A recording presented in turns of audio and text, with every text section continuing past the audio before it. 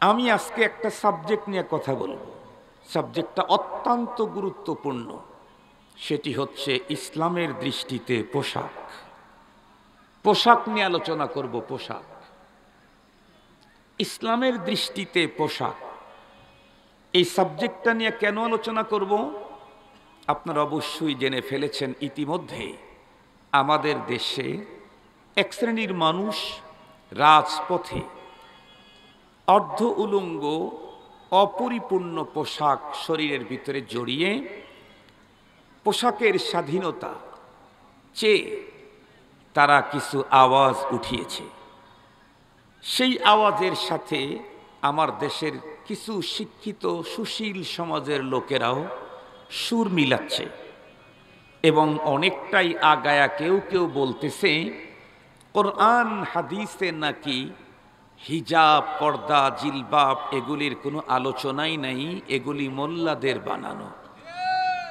এটাই ঠিক। নাউজুবিল্লাহ বলেন, নাউজুবিল্লাহ। আরো জোরে বলেন নাউজুবিল্লাহ। তাদের এই থিওরির উপরে আমরা নাউজুবিল্লাহ বলি। জোরে বলেন নাউজুবিল্লাহ। মুহতারাম হাজিরিন, এবং তারা আরো বলতেছে আমরা যখন পোশাক নিয়ে কথা বলি তখন তারা বলেন মোল্লাদের এমনি চুলকানি, মোল্লারা এমনি পোশাক নিয়ে মাতামাতি করে।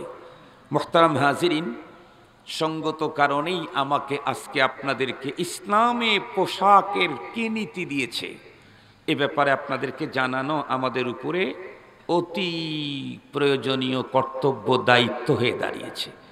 এজন্য অল্প সময় পোশাক নিয়ে কথা বলবো। প্রথম কথাটা আপনাদের খেদমতে যেটি পেশ করতে চাই যে পোশাক নিয়ে আলোচনা করতে গিয়ে আমি সর্বপ্রথম পড়েছি আল্লাহর কোরআন থেকে সূরাতুল আরাফ ২৬ নম্বর আয়াত। এরপরে যে হাদিসখানা পড়েছি এটা সহিহ মুসলিম শরীফের হাদিস, হাদিস নম্বর 2128, সহিহ মুসলিম শরীফের হাদিস। তাহলে যারা বলে কাপড় চুপুর, পোশাক, হিজাব, জিলবাবের কোনো আলোচনা কোরআন হাদিসে নাই, এই হাদিস আর কোরআন শরীফের আয়াত বলে দিলাম, তাদের জন্য উত্তর যথেষ্ট হয়ে গেছে। মুহতারাম হাজরিন, এখন আসি কোরআনে পাকে কি বললেন আল্লাহ আর হাদিসে পাকে নবীজি কি বললেন। অনেক বেশি কথা বুঝাবার আগে এই কথাটাই বুঝাইতে চাই, তবে তার আগে একটা কথা শুনলে পরবর্তী কোরআনের কথা বুঝতে সহজ হবে। আমরা জানি পৃথিবীতে আল্লাহ তাআলা মুমিন মুসলমানদেরকে অনেক অর্ডার করেছেন, অনেক অনেক ইবাদত দিয়েছেন, অনেক সিস্টেম দিয়েছেন। তার ভিতরে কিছু কিছু অর্ডার ইবাদত আছে যেগুলি দুনিয়াতে দেওয়া হয়েছে, দুনিয়াতেই চলবে আর অন্য কোথাও চলবে না। কিছু অর্ডার এমন আছে যে অর্ডারগুলি দুনিয়াতে আল্লাহ তাআলা দেন নাই, বরং পৃথিবীতে পাঠাবার অনেক আগেই দিয়েছেন। কিছু সিস্টেম এমনও আছে, ওই সিস্টেমগুলি দুনিয়াতেও চালু আছে এবং পরবর্তী জীবনে জান্নাতেও চালু থাকবে। সুবহানাল্লাহ বলবেন কি? এরকম দুইটা সিস্টেমের কথা আজকে বলি। এক নাম্বার হলো, বলুন তো দেখি, আমরা এক মুসলমান আর এক মুসলমানের সাথে সাক্ষাৎ হলে তো একজন সাথে আর একজন ডিসকাস করতে গেলে সর্বপ্রথম কি দিয়ে শুরু হয়? মাশাআল্লাহ। আর একটু জোরে বলেন, কি দিয়ে? সালাম। এক মুসলমান আর এক মুসলমানের সাথে মত বিনিময় করতে গেলে সাক্ষাতে প্রথমে সিস্টেম হলো সালাম। সালাম এটি পৃথিবীতে আসার পরে আল্লাহ দেন নাই। প্রথম মানুষ হযরতে আদম আলাইহিস সালামকে তৈরি করেছেন, এখনো হাওয়া আলাইহিস সালামকে তৈরি করেন নাই, শুধু আদম আলাইহিস সালামই তৈরি হয়েছেন। এই সময় আল্লাহ পাক আদম আলাইহিস সালামকে জান্নাতে থাকতে দিলেন। বেশ কিছু ফেরেশতা আদম আলাইহিস সালামকে দেখার জন্য গেল। আল্লাহ পাক আদম আলাইহিস সালামকে অর্ডার করলেন, আদম আপনি ফেরেশতাদেরকে সালাম করুন। আদম আলাইহিস সালাম তখন ফেরেশতাদেরকে আসসালামু আলাইকুম ওয়া রাহমাতুল্লাহ বলে সালাম করলেন। আল্লাহ পাক আদম আলাইহিস সালামকে জানায় দিলেন, পয়গম্বর আদম, ফেরেশতারা আপনার সালামের উত্তরে যেই কথাগুলি বলে এগুলি আপনি মনে রাখবেন। কেন? আপনার এই সালাম আর ফেরেশতাদের উত্তর এটাই পৃথিবীতে আপনার সন্তানদের প্রথম সাক্ষাতে মত বিনিময়ের সূচনা হবে। তাহলে সালামের সূচনা হলো কোথায়? কথা বলেন না কেন? কোথায় সূচনা হলো সালামের? সালাম প্রথম দিয়েছেন কে? আমাদের আব্বাজান আদম আলাইহিস সালাম। সালামের প্রথম উত্তর দিয়েছে কারা? ফেরেশতারা। এই সালাম পৃথিবীতে আছে না নাই? আছে। কিন্তু আমাদের দেশে যেই সালামের প্রচলন আছে এটা রুগ্ন সালাম, এটা অসুস্থ সালাম, অশুদ্ধ সালাম। অধিকাংশ লোকদেরকে দেখবেন সালাম দেয় কিন্তু শুদ্ধ সালাম দিতে জানে না অথবা দেয় না। আসসালামু আলাইকুম, ঠিক বললাম না? ঠিক বললাম? আসসালামু আলাইকুম, আসসালামু আলাইকুম মানে কি? তোমার মৃত্যু হোক, তোমার মৃত্যু হোক। যে উত্তর দেয় সেও মোটামুটি ওর চাইতে ডবল রুগ্ন সালাম, কি বলে অথবা আলাইকুম, এতটুক বলে। আসলে সালাম শুদ্ধ করে দিতে হবে এবং উত্তর শুদ্ধ করে সালাম দাতাকে শোনায় দিতে হবে। এটা হলো শরীয়তের সিস্টেম। শুদ্ধ সালাম কেমন? আসসালামু আলাইকুম বলেন, আবার বলেন আস আস আসসালামু আলাইকুম ওয়া রাহমাতুল্লাহি ওয়া বারাকাতুহু। বারাকাতুহু বলি নাই, বারাকাতুহু। উত্তর হলো ওয়া আলাইকুমুস সালাম ওয়া রাহমাতুল্লাহি ওয়া বারাকাতুহু। আপনারা মনে মনে ভাবতেছেন এত বড় বক্তা নিয়ে এসে সালাম শিখাইতেছে। আপনারা বলেন তো দেখি, মাস্টার্স কমপ্লিট করছে, তাকে যদি বলা হয় বাংলা বর্ণমালাগুলি লেখো, আর সে যদি স্বরেও স্বরে ক খ গ লিখতে যদি ভুল করে, তাহলে ওর চাকরি 1 নাম্বার। কথা বলেন না কেন? ওই তো 1 নাম্বার চাকরি পাবে। আর একটু জোরে বলেন। মাস্টার্স করছে, বাংলা বর্ণমালা অক্ষরগুলি লিখতে পারে না, ওর যেমন চাকরি কোনোভাবেই হবে না। 80 বছর পর্যন্ত নামাজ পড়লো, রোজা রাখলো, কত কিছু করলো, মসজিদের সভাপতিগিরি করলো 50 বছর, কিন্তু এখনো সালামটা শুদ্ধ দিতে পারে না। ও কি?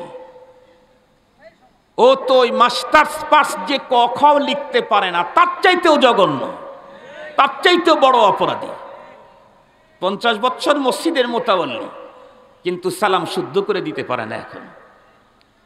ইংরেজিতে এক্সপার্ট, বাংলাতে বড় দক্ষ, সৃজনশীল অঙ্কতে পুরা দেশের ভিতরে নাম্বার 1, সব বিষয়ে নাম্বার 1, ধর্মের ব্যাপারে 000 তারপরে 00।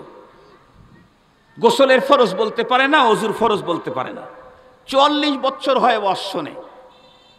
বক্তা নিয়ে আসে 1 লাখ টাকা দিয়ে হেলিকপ্টারে, তার ওয়াজ 2.5 ঘন্টা শোনার পরে এরকম বক্তার ওয়াজ প্রতি বছর শোনে ডজন ডজন, এখন পর্যন্ত কালেমা সহি হয় নাই, তো কি ওয়াজ শুনলো? এখন পর্যন্ত ওযু শুদ্ধ হয় নাই, তো কি ধর্ম শিখলো এই লোকটা? তো কি শিখতে আসছেন, কি শুনতে আসছেন? ওই ইউসুফ আলাইহিস সালাম আর হযরতে জুলাইখার কিসসা, নিঃসন্দেহে এটাও কোরআন, এটা ওয়াজ। একজন মানুষের জন্য খাসির গোশত এটাও দরকার, ভাতও দরকার। খাসির গোশত বেশি দরকার না ভাত বেশি দরকার? আর একটু জোরে বলেন। ইউসুফ আলাইহিস সালাম হযরতে জুলাইখার কিসসা, এটা হলো খাসির গোশতের মতো। ঘরে ভাত নাই, খাসির গোশত। নামাজ, রোজা, ওযু, গোসল, সালাম শুদ্ধ করা, নামাজ শুদ্ধ করা, এটা হলো ভাতের চাইতে আরো গুরুত্বপূর্ণ। এগুলি জানে না, এগুলি শেখে না, এগুলি শিখাইতে চাইলে শ্রোতারা সেই বক্তার ওয়াজ শুনতে চায় না। আল্লাহ আমাদেরকে হেফাজত করুক। তো সালাম প্রথম শুরু হয়েছে কোথায়? দুনিয়াতে চালু আছে তো? বলেন দেখি, নামাজের বিধান আল্লাহ জান্নাতেই দিয়েছেন? জোরে বলেন না। দেন নাই, দুনিয়াতে আসার পরে দিয়েছেন। এমনকি নবুয়ত আল্লাহ যেদিন দিয়েছেন সেই দিনও নামাজের অর্ডার দেন নাই, অনেক পরে দিয়েছেন। রোজার হুকুম পরে দিয়েছেন, হজের হুকুম পরে দিয়েছেন, যাকাতের হুকুম পরে দিয়েছেন, জিহাদ ফি সাবিলিল্লাহর হুকুম এ তো অনেক পরে।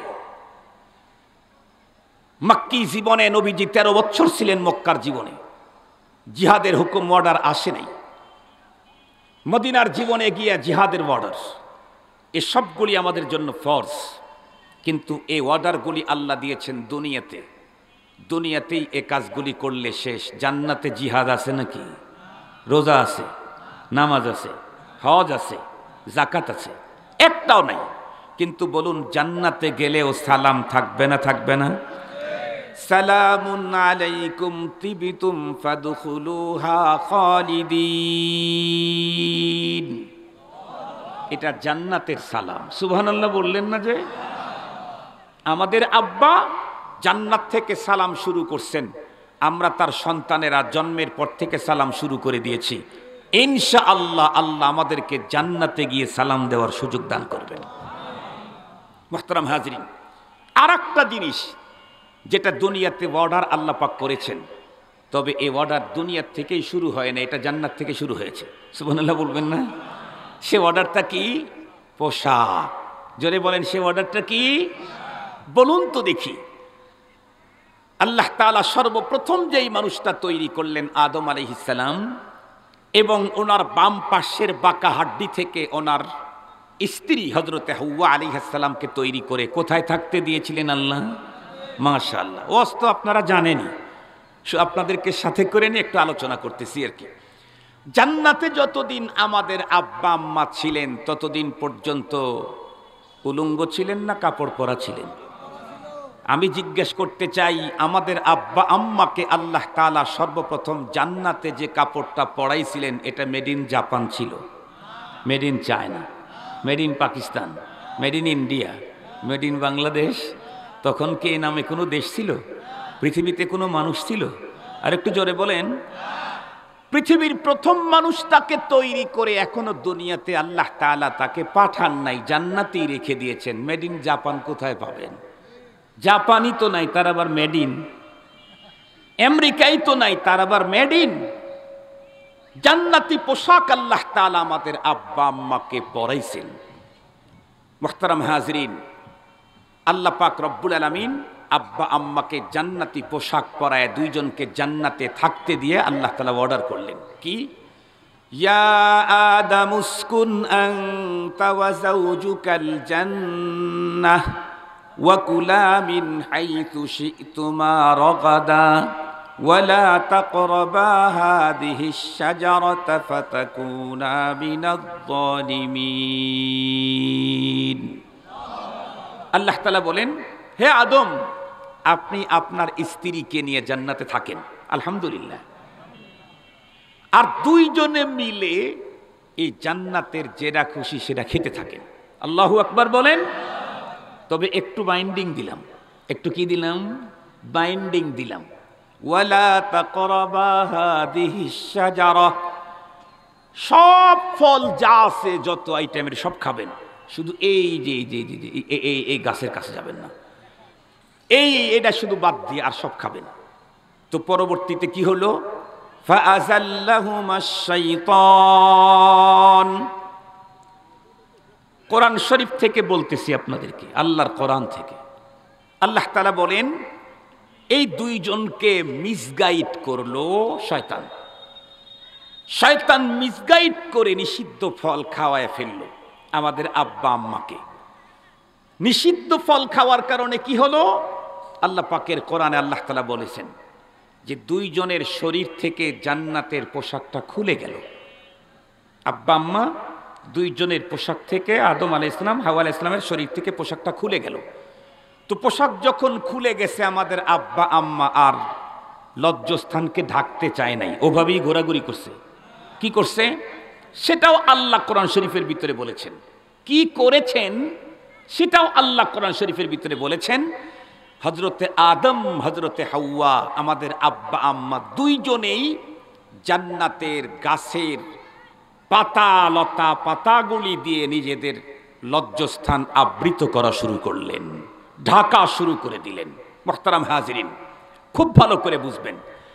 এরপরে দুনিয়াতে আল্লাহ তাআলা পাঠালেন পোশাক আমাদের সাথে আছে। আমরা যখন মরে যাব, লাশ যখন হবে, আমি থাকবো না, আমার লাশ, আমি থাকবো না, আমার লাশ, এই লাশটাকে কেউ উলঙ্গ করে কবরে নিয়ে যাওয়ার সিস্টেম? কথা বলেন না কেন? না কাপড় পরায়া, হাফ প্যান্ট পরায়া নিয়ে যাওয়ার সিস্টেম? আরো জোরে বলেন তো কোনটা পরায়া? একদম পাতলা ফিলফিলা 3 রকমের কাপড়, তারপরেও ভিতরের বডি দেখা যায়, এই জাতীয় জর্জেট পরানোর সিস্টেম। পুরুষ হলেও কয় কাপড়? 3 পিস, তাই না? 3 পিস। পুরুষ হলেও কয় পিস? 3 পিস। নারী হলে 5 পিস, 5 পিস, 5 কাপড়। কিছুক্ষণ পর্যন্ত কবর পর্যন্ত নিয়ে যাবে, এরপরে মাটি দিয়ে দিবে, তারপরেও কাপড় ছাড়া নিয়ে যাওয়ার সিস্টেম নাই। কবরের ভিতরে যখন রাখা হলো, এরপরে সর্বমলের কাপড় তার শরীরে পরায়া দাও। ওয়া আফরিশুহু মিনাল জান্নাহ, আমার বান্দা, আমার প্রিয় ব্যক্তি, সে কবরের ভিতরে শুধু মাটির উপরে কেন, তার কবরের ভিতরে জান্নাতি মখমলের বেডশিট বিছানা বিছায়া দাও। ওয়াফতাহু লাহু বাবাম মিনাল জান্নাহ অথবা ইলাল জান্নাহ আও কামা ক্বালা আলাইহিস সালাতু ওয়াস সালাম। আমার বান্দার কবরটার কোন দিকে দরজা জানালা কিচ্ছু নাই, বদ্ধ না, তা হয় না। জান্নাত থেকে তার কবর পর্যন্ত পথ বের করে দাও, যাতে জান্নাতের সুশীতল বাতাসগুলি আমার বান্দার কবরে ঢুকতে থাকে।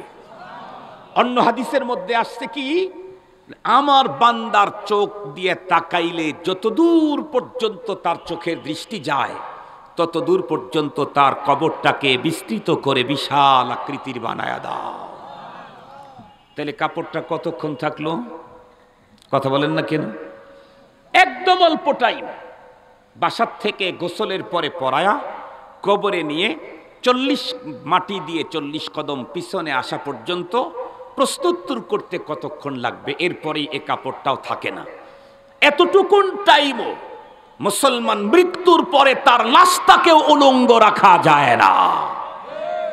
এরপরে যখন এই লোকগুলি পরপারে উঠবে জান্নাতে, হাসরের ময়দানে সবাই দাঁড়াবে উলঙ্গ হয়ে, কিন্তু এর পরবর্তী সময় জান্নাতের ভিতরে সবাই উলঙ্গই থাকবে।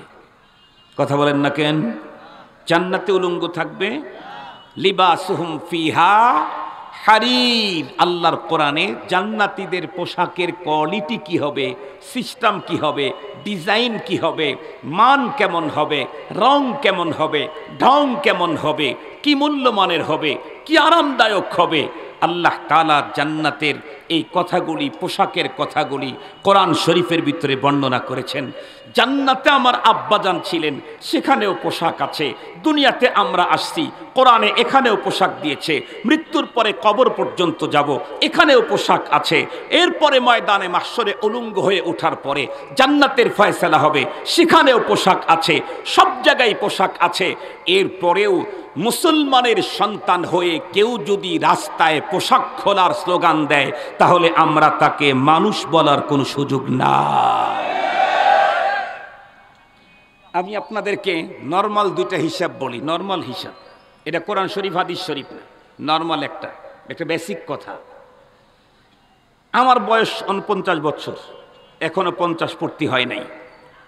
স্বাধীনতার পরে আমার জন্ম।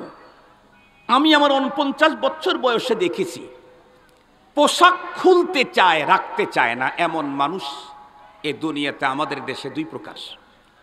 একটা হলো অপ্রাপ্তবয়স্ক শিশু, ওরা কখনো কখনো মা পোশাক পরাইয়া দিলে টেনে খুলে ফেলে।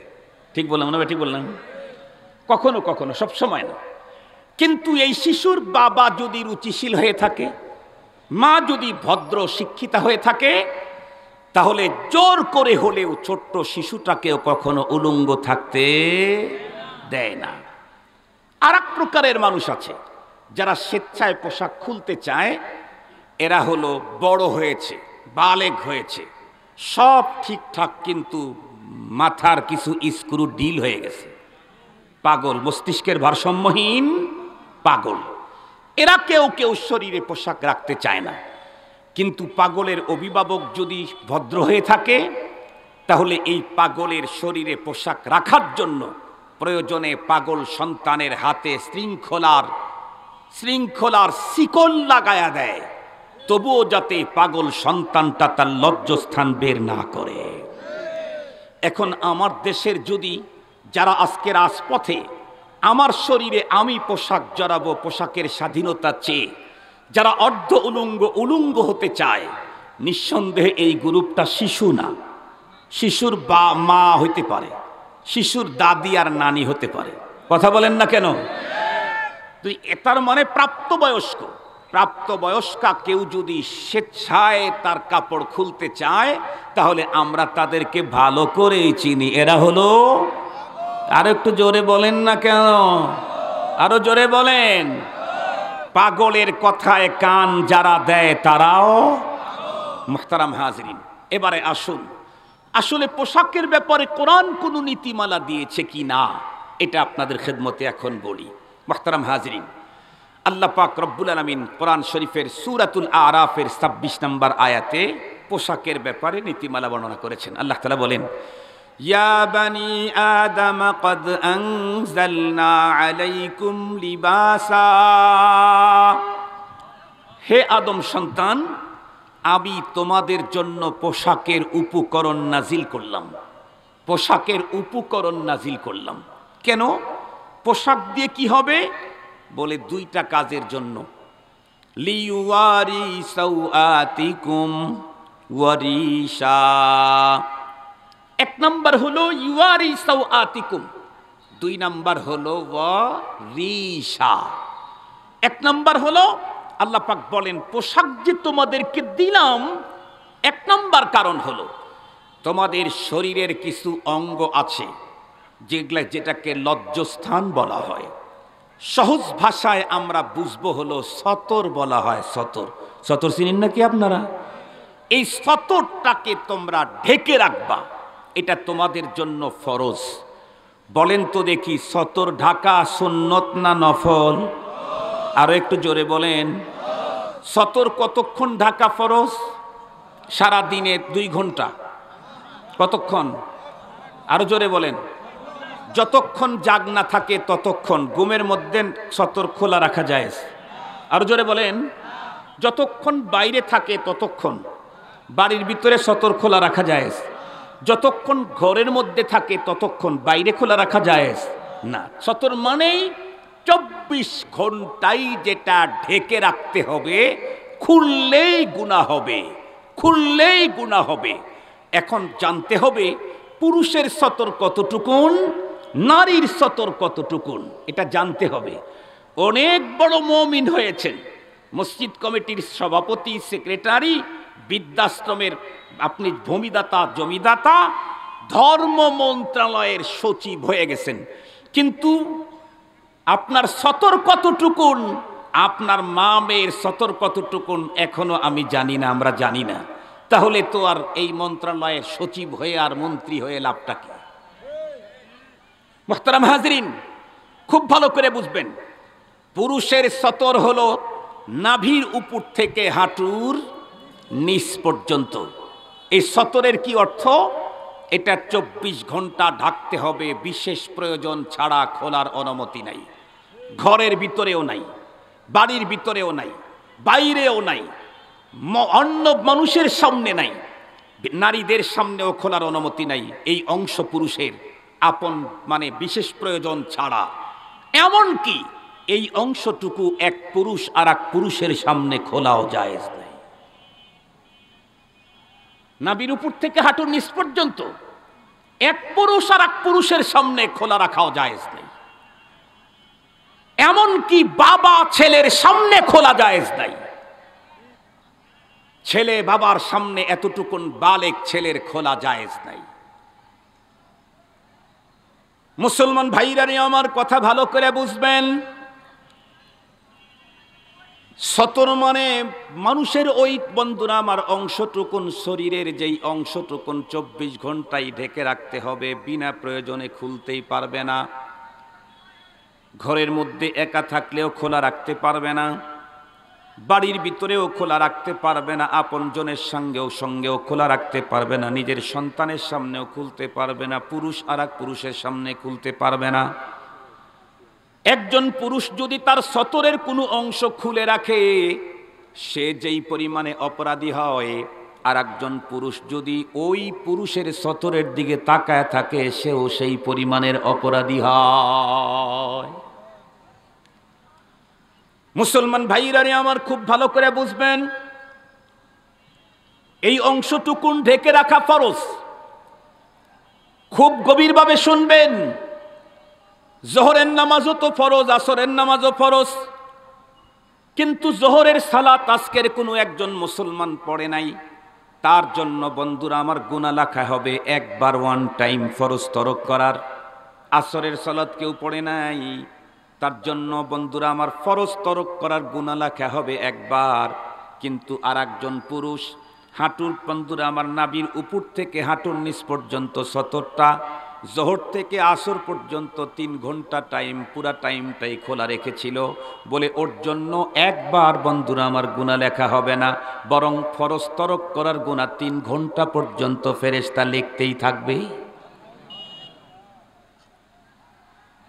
যেহেতু দায়েমি ফরজ, এই যে আমরা এখন ঢেকে রেখেছি, এখন নামাজ পড়তেছি না বটে, কিন্তু সতরটাকে সঠিক পদ্ধতিতে ঢেকে রাখার কারণে আমাদের 24 ঘন্টা কিরামান কাতিবিন আমাদের নামে ফরজ আমল করার নেকি লিখতেই আছে। সুবহানাল্লাহ বললেন। আমরা যখন ঘুমায় যাব সতর বন্ধুরা আমার বন্ধ করে, তখনও ফেরেশতারা আমরা ঘুমায় গেলেও আমাদের নামে ফরজের আমল করার নেকি লিখতেই থাকবে। অনুরূপভাবে কেউ যদি সতরটাকে বন্ধ খোলা রাখে, যতক্ষণ খোলা রাখে ততক্ষণ পর্যন্ত ফরজ তরক করার গুনাহ লিখতেই থাকে। মুসলমান খুব ভালো করে বুঝবেন, আমি দেখেছি প্রচুর পরিমাণে মা বোনেরা আসছেন, যত দূর পর্যন্ত মাইকের আওয়াজ যায় মুসলিম মা বোনদেরকে আমি করজোরে অনুরোধ করে বলবো, মা গো গল্প বন্ধ করো, এখনকার বয়ানটা কমপক্ষে 20 মিনিটের জন্য বয়ানটা একটু শোনো। পুরুষের সতর তো নাভির উপর থেকে হাঁটুর নিচ পর্যন্ত, কিন্তু একজন মুসলিম নারীর, আজাদ নারীর আমাদের দেশে বর্তমান পৃথিবীতে দাস দাসীর প্রথা নাই, তাদের আইনটা এখন বর্ণনা করা দরকার নাই। স্বাভাবিক মুসলিম নারীর জন্য ধনী হোক আর গরিব হোক, বড় লোক হোক আর যেই হোক না কেন, তাদের জন্য সতর কতটুকুন। বন্ধুরা আমার কিতাব খুলে দেখেন, 2 হাতের কবজি, মুখমণ্ডল এবং 2 কদম, 2 পায়ের গিরার নিচে এতটুকুন অংশ বাদ দিয়ে আর টোটালটাই একজন নারীর সতর, টোটালটাই। তাহলে পুরুষের সতর যদি আর একজন পুরুষের সামনে বের করা গুনাহ হয়, একজন নারীও তার পেট পিঠ আর একজন নারীকে দেখানো গুনাহ, প্রয়োজন ছাড়া। হ্যাঁ, মাথায় উকুন হইছে, তখন তো মাথা খুলবেই, তখন তো গুনাহ নাই, এটা প্রয়োজন। গোসল করতে গেছে, তখন তো মাথার চুল বের করবে, এটা প্রয়োজন, তখন তো খুলবেই। কারো হাতের ভিতরে এখানে ব্যথা হয়েছে, সমস্যা হয়েছে, তো এখানেই করতে গেছে, তখন তো খুলবেই, প্রয়োজন। বিনা প্রয়োজনে পুরুষ যেমন ঘরের ভিতরেও তার সতর ঢাকতে হয়, নারীকেও ঘরের ভিতরে তার সতর ঢাকতে হয়, আপনজনের সামনেও ঢাকতে হয়। এমনকি যুবতী মা তার মেয়েকে পেট পিঠ দেখানোর অনুমতি নাই প্রয়োজন ছাড়া। ভালো করে চিন্তা করে দেখো মুসলমান, শরীয়ত তো বলেছে প্রয়োজন ছাড়া এক যুবতী মেয়ে আর এক যুবতী মেয়ের সামনে পেট পিঠ খোলার অনুমতি নাই। ঘরের ভিতরে প্রয়োজন ছাড়া মাথা খোলার অনুমতি নাই, প্রয়োজন ছাড়া, প্রয়োজন হলে তো খুলবে। কিন্তু বলুন, বর্তমান সময়ে আমাদের দেশের অধিকাংশ মুসলিম নারীরা যেই অংশটুকুর নিজের ঘরে আপনজনের সামনেও ঢেকে রাখতে হয়, সেই অংশটুকুন খুলে এখন রাস্তায় বের হয় কিনা? মুসলমান ভাইরা আমার ভুল বুঝবেন না, আমি কিন্তু আজকে পর্দার ওয়াজ করতেছি না, আমি তো শুধুমাত্র কেবলমাত্র বন্ধুরা আমার সতরের কষ্টা আজকে করব, কতটুকুন মুসলিম নারী পুরুষ ঢেকে রাখতে হবে, কোন কায়দায় ঢেকে রাখতে হবে। আজকের বয়ানের যেই কথাগুলি বলতেছি এগুলি ঘরেও ঢাকতে হবে, বাড়ির ভিতরেও ঢাকতে হবে। পর্দা তো আরো এক্সটেনশন, আরো বাড়ানো। কেউ যদি ঘর থেকে বের হতে চায় তখন তার জন্য কোন কোন এরিয়া ঢাকতে হয় সূরাতুন নূরে আল্লাহ পাক রব্বুল আলামিন তাও বর্ণনা করে দিয়েছেন। আল্লাহু আকবার বলেন। আজকে বলছি সূরাতুল আরাফের 26 নম্বর আয়াত থেকে। পর্দার ব্যাপারে জানতে চাইলে সূরাতুন নূরে যান।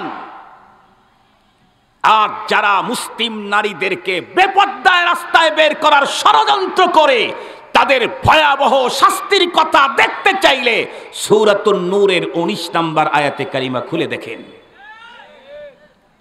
কি শাস্তি, কি রিমান্ড! বাংলাদেশের রিমান্ড না, আমেরিকার রিমান্ড না। উইঘুরের মুসলমানদের যে নির্যাতন করা হচ্ছে ওই জাতীয় নির্যাতন না, পরপরে শাস্তি হবে আগুনের দহনের। মানুষের অঙ্গ কেটে ফেলেছে, অনেক ব্যথা, কিন্তু কোনো অঙ্গ পুড়ে গেছে তার চাইতে সিরিয়াস ব্যথা।